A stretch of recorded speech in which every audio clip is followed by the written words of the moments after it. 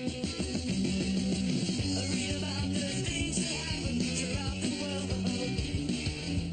Don't believe in everything you see or hear. Read all about it. Read all about it. Listen to the world. Listen to the world. Read all about it. Read all about it. Listen to the world. Listen to the world. Hello, welcome to Mock the Week. I'm Dara O'Brien. The big news this week, former Lib Dem leadership candidate Mark Oaten was revealed to have had a 6-month affair with a male prostitute. After the rent boy recognised him from seeing him on TV, Oaten denied it, saying, "I must have a double." Curiously, the exact same words that did for Charles Kennedy. The rent boy revealed that Oaten asked him to dress up in a replica football kit, although he didn't reveal if Oaten preferred 2 up front and 1 in the hole. We're definitely going to hell for that one. All right. A bottlenose whale swam up the Thames through central London. The whale faced a number of dangers from the strong current, from the low tide, and from passing the Japanese embassy where harpoonists were lined up on the roof.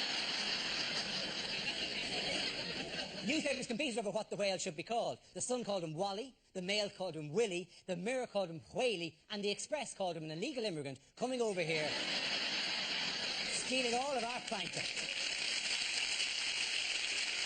Elsewhere, the Russians accused the British of using a hollowed-out rock in a Moscow park to transmit coded messages. The British Secret Service has rubbish comparisons with James Bond. "We're far more sophisticated than that," said a spokeswoman, "Miss Kissy Shag Me Now."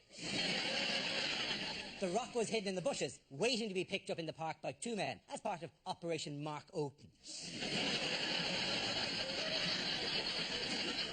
Joining me tonight to work their way through a series of satirical games are 6 of the country's leading comedy performers. John Oliver, Rory Bremner and Al Murray, Frankie Boyle, Hugh Dennis and Jeannie Yashere. Welcome to you all.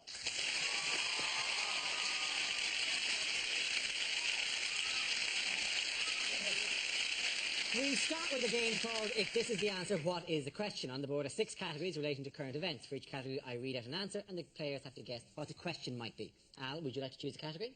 Yeah, environment, please. OK, your category is environment. The answer is tired, lost and confused. What is the question? How's Charles Kennedy?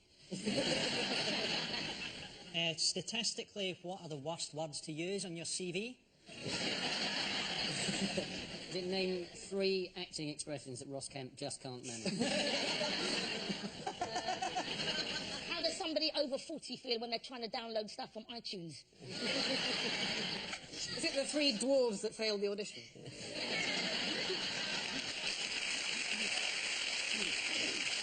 You're on an adventure holiday in the wilds of the Amazonian jungle. In the morning, you ask your guide how he is. What do you not want to hear?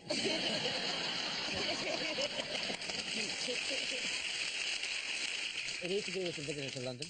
Oh, it's the whale. It's the whale. It's the whale, yes. The actual answer... I've no sympathy for this whale. It died of dehydration. In a river. They're supposed to be nearly as intelligent as man, whales. And this whale died of dehydration. Well, to be fair, the whale didn't request being removed from the river. The whale probably, if asked, if consulted at any stage about what are the major health problems you could face while being removed from the river. Dehydration, he probably would...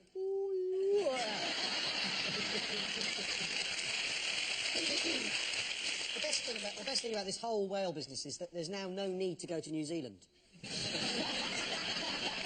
Simply no need. You're 28 hours of connecting flights to look at whales. There's no point. They're in our river. Do you know one of the reasons I think it swam up the Thames was because the Navy were doing sonic soundings and stuff off Southend, and this apparently confused the whale.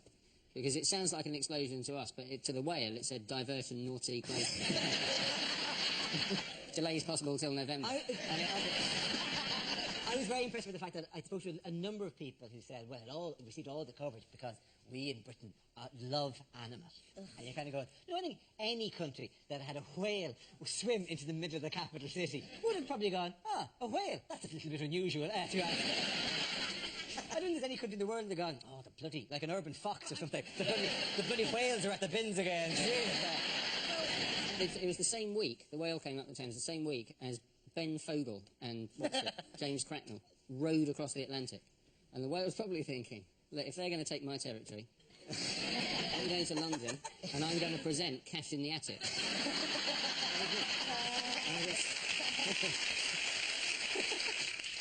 This week on Cash in the Attic.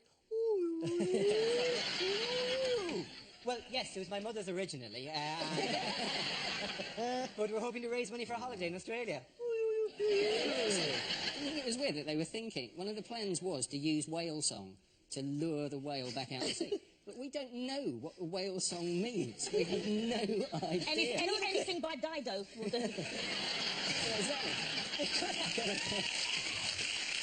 As an emergency measure, they could have slowly moved Enya up the river from Kingston, playing her I think we should music, do that anyway. driving the whale. Let's do that anyway as a memorial to the whale's memory, Dara. Or let's make a memorial for the whale by putting it in the EastEnders title sequence.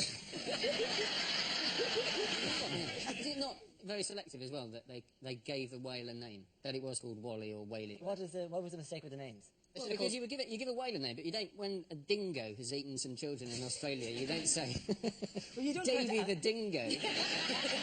Well, you generally give the name to anthropomorphise, to give to see that it reflects some great human qualities like bravery or Getting whatever, lost. But eating small children isn't really the kind of thing you want to have a holiday on. Oh, little Teddy the dingo, you're all full up now, aren't you?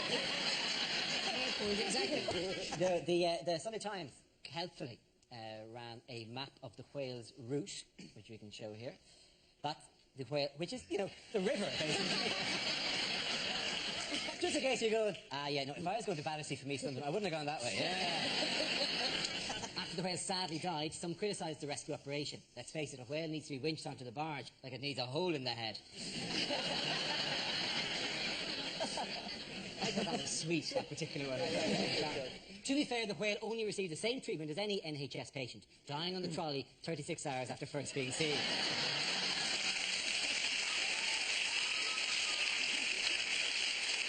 The next dilemma is how to dispose of the body. The search is on for a toilet big enough to flush it down. That couldn't be right. At the end of that round, I think the points have to go to Al, Rory and John. This round is called Bombshell Phone Calls. Here, two players take on the identity of famous figures who are on the phone to one another. At some point in the conversation, one of them will drop a bombshell. Frankie, or Russian President Vladimir Putin, calling Tony Blair, played by Rory, to discuss the growing tensions between their countries. Take it away. Hi, hello. Hello, Tony. It's Vladimir Putin here. Quite impressive. Sorry, who? I think you know who it is, Tony, so hurry up. I can't hold this accent forever. You're a bit faint. Can you actually talk into the rock? And I can hear you a bit clearer. Ah, yes, very funny, Blair. Don't think that we haven't had British society under surveillance for many years. What do you Big mean? Ben is a radio aerial, Alton Towers is a Russian supercomputer, and Chris Tarrant is an android that we placed in your society to cheapen and degrade you. Well, that one worked, didn't it? Yes, you know a Russian sense of irony, Tony? Yeah. Well, for many years, both of David Blunkett's eyes were cameras.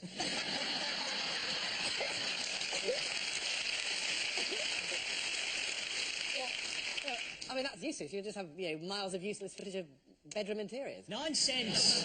Russia now leads the world in gonzo pornography. Although we do have a surveillance device in England, it's your son Leo. And we're now having him kidnapped by Fathers for Justice, where he will be raised as Robin.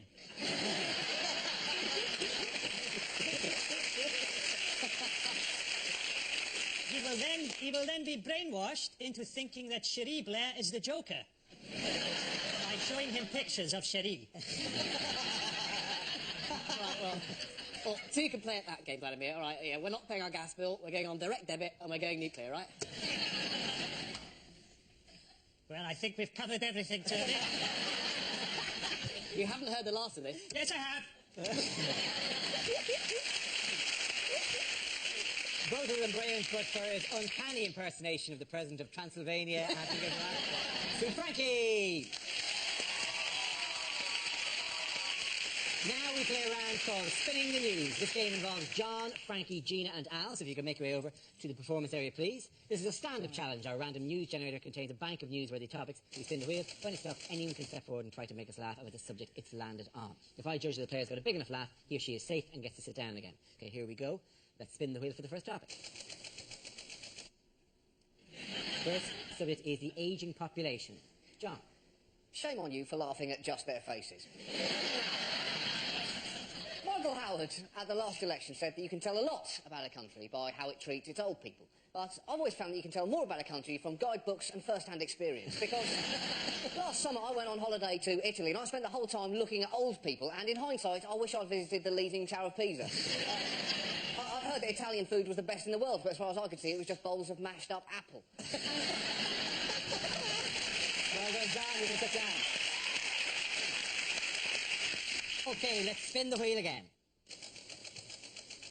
The subject is Tony Blair's Respect Agenda. Who wants to come in on that? Gina. OK, so now Tony Blair's government is now clamping down on loutish behaviour while at the same time trying to ban parents from smacking their kids.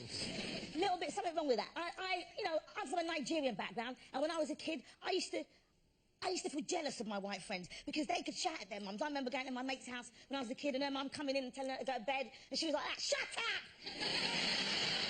Get out of my room, you old trap! I'll go to bed when I want!"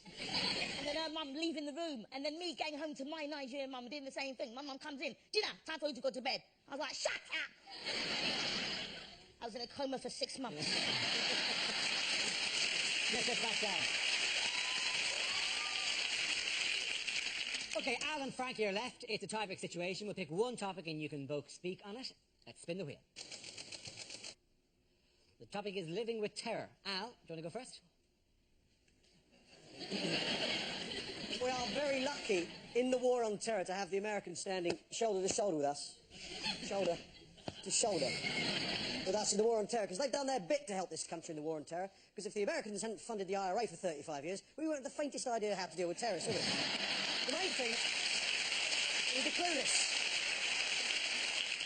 To try and solve the terror thing, the Americans, what they've done, they've gone to Afghanistan to try and find Bin Laden. They're looking for a man with a beard in a country where you have to have a beard.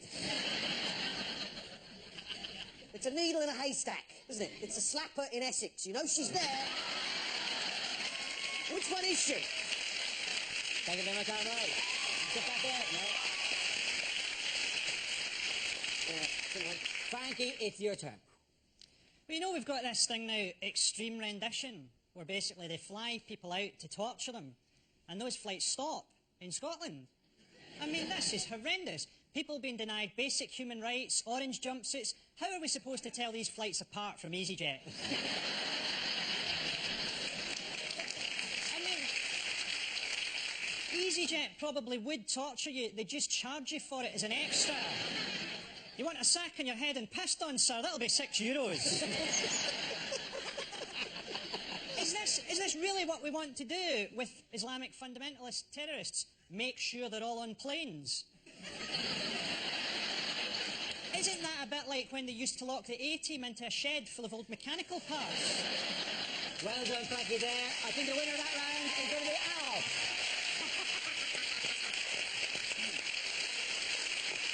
The next game is Headliners. I show the teams a recent photo along with the initial letters of a newspaper headline. They then have to tell me what the letters stand for. Here's a picture of the Liberal Democrat leadership candidates. So what does LDLC stand for?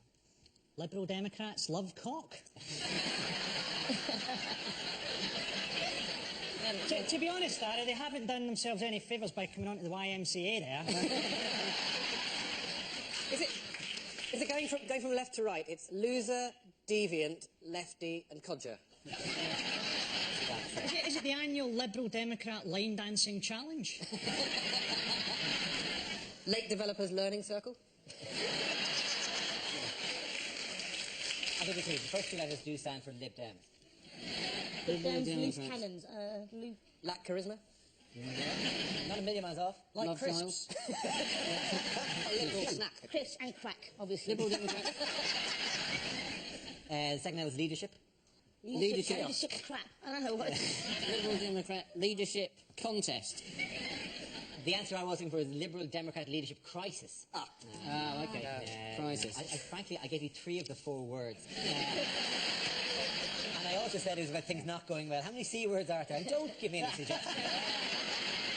To be unfair on Mark Oaken, he thought he had a perfect alibi, because he thought, I'm a Liberal Democrat, no one will know who I am. The Liberals are surprisingly liberal, Rory, I would have said. I'd love to go to their party conference. It must be like Freddie Mercury's Halloween party. Ming's feeling horny. Grease up another baboon.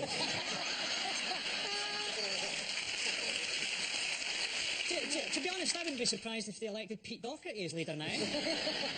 Mark Oaten, of course, was the Liberal Democrats' Home Affairs spokesman, wasn't he? Do you think he just misunderstood his responsibility? Apparently he felt he had to do it. When the crisis, his wife was on a skiing holiday. It's ironic, isn't it? Because she's going down a slippery slope with a pole in each hand. Not realising he's doing exactly the same. Apparently he was into humiliation, Mark Oaten. So he must have loved general election night. Oh, there's another key marginal. Ironically, he was regarded as a very safe seat. It sort of highlights the hypocrisy of the Liberal Democrats, though, isn't it? I mean, say what you like about Charles Kennedy, he would have had to have got pretty drunk to have shagged a guy. I think it would have been great to have Charles Kennedy as Prime Minister, a drunk Prime Minister. It would be great to see, like, Trevor McDonald on News at 10 finishing an item by going, "The Prime Minister's meeting with Kofi Annan," which ended in a scuffle. How did Oaten describe the incident? Pleasurable. Well worth 80 quid. It actually was an error of judgment. I think that's fair, isn't it? Yeah, probably, to be honest. On Mark Oaten's website, he states that his policy is not to tolerate prostitution, but to move it to a specified area.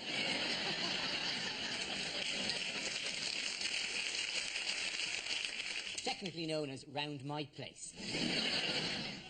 Before the story broke, Mark Oaten wrote on his website, "I'm looking forward to a quiet weekend with my family." And sure enough, his wife hasn't spoken to him in 4 days. The winners of that round are Frankie, Hugh and Gina.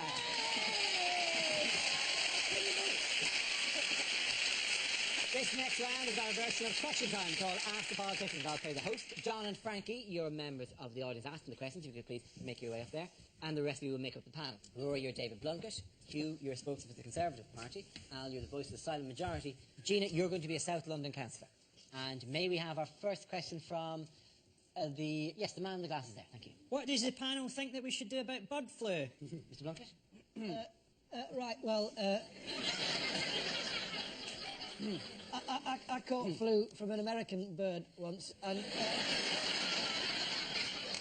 I had to have her put down. But I think we have to stop birds coming into the country. It's like the whale. I think we've turned into a soft touch for all mammals and avian creatures. I think they come here expecting to be treated on the NHM, the Natural History Museum. We should kick them out.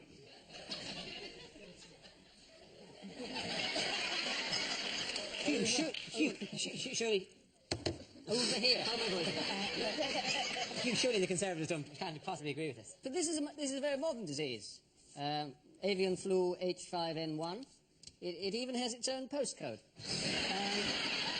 Yeah, I mean, speaking as the voice of the silent majority, the decent, honest, hard-working, normal, law-abiding, tax-paying, reasonable people of Great Britain who think anyone who wants to work with children should be strung up just in case.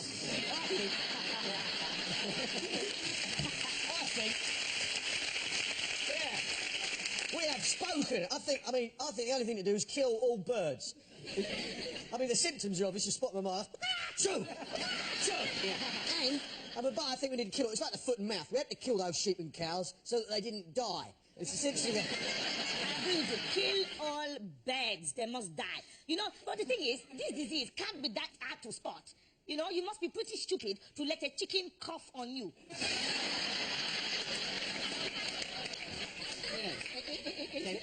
It's not just the sick ones. It's also the worried well. We're going to move to another question now, to the gentleman over there. Do the panel think that what you do in your private life affects how well you do your job as a politician? I think we have to give this straight to Mr. Blunkett there. I think That's a bastard. Please, let the man speak, then call him a dirty bastard. I think it works the other way around. My private life's been a lot better since I've been a politician. Ever since I've been a minister, you wouldn't believe the totty that it brought me. So I'm relieved. But what you don't know is that you've been sleeping with a moose. Speaking on behalf of the Conservatives, as an MP yourself, Well, I think are you drowning in Poonanny at the moment? Well, I do certainly drink that particular well, yes. Should we bring politicians to a higher moral standard than other Of people? course, politicians should not even be having sex. When you're married, all that stuff is supposed to stop. Okay. We have one final question from the gentleman there. Who are the panel's modern-day heroes? Well, I'm from the new, caring, considerate Conservative Party, so Pol Pot, Mussolini, Oswald Mosley, people whose politics was really very in the centre would be my heroes. Bill Oddie, Tark of the Otter. I can't go into why. Trisha! You see, this is it. There aren't any heroes anymore, that's the problem. In the old days, chock-a-block, you bumped into heroes wherever you went. There aren't any heroes. We proper heroes like Nelson. Eh? One arm, one eye. Still up on him. Defeated the French and Spanish navies at Trafalgar, literally single-handedly. You can't argue that, can you? Not only that, not only that, he couldn't even tell how far away they were, could he? Yeah, and when the battle ended, he wasn't on the phone, was he, to blame direct? I lost my arm in a battle, and the Navy should have warned me that a battle was a dangerous situation. So I want £2 for the arm, I lost an eye, I want 1,500 quid for the eye. I'm traumatised, I've got Napoleonic War syndrome. No. Douglas Clyde had no legs, got in that plane, didn't he? Yeah, he couldn't work the rudder, so they had to point it in the general direction of Germany and off it go. It's a toss-up, Nye Bevan or Lassie. Can I just say that you are looking remarkably like Benny Hill?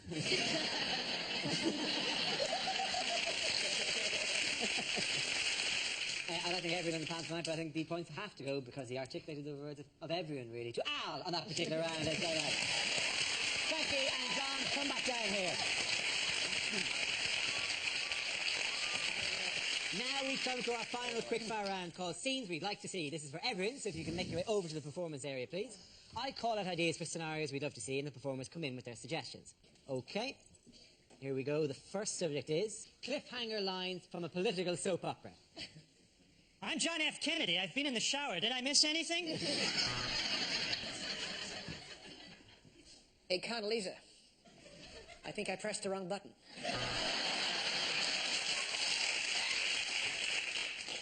The irony won't be lost on you here, President Schwarzenegger. I'm from the future, and I'm here to stop you from destroying the world. We've had drunkards, we've had rent boys. What could be worse? What have you done? Shagged a goat addicted to heroin?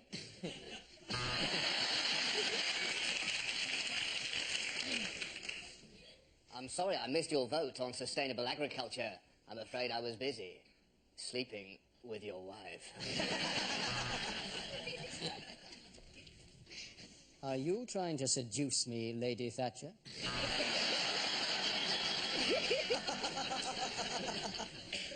So, what do you say, George? Just you and me and Brokeback Mountain.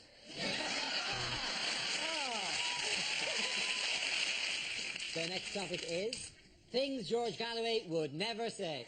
No comment. I can't wear that. That looks stupid. I'm very famous in the Muslim world for being an arse. Oh, enough about me. How was your day? Oh, thank you very much indeed, Saddam. Would you like a receipt? Next topic, please. Words you'd never hear from a newsreader. Welcome to Channel 5 News, thickos. Oi, do you want to buy some speakers?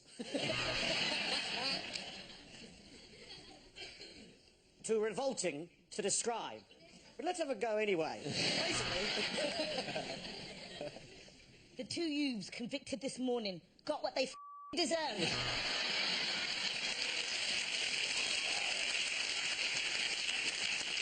Okay, they may have acquitted him, but he certainly looked like a paedophile. You've been watching Sky News. To be honest, I'd double-check everything you've just heard. Sir Gary Glitter received his honour at the Palace this morning. Welcome to ITV News on Ice. Must be unlikely.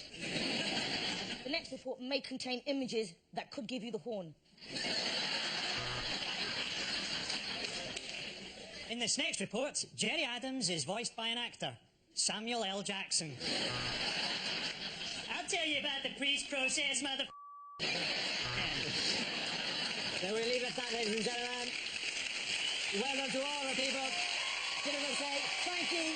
Oh, John, let's hear a thank you at the best there. Sit down. That's the end of the show. This week's winners are Frankie Moore, Hugh Des and Julie Eshery. Commiserations to Al Murray, Roy Grenier and John Oliver. Thank you for watching and see you next week. Good night.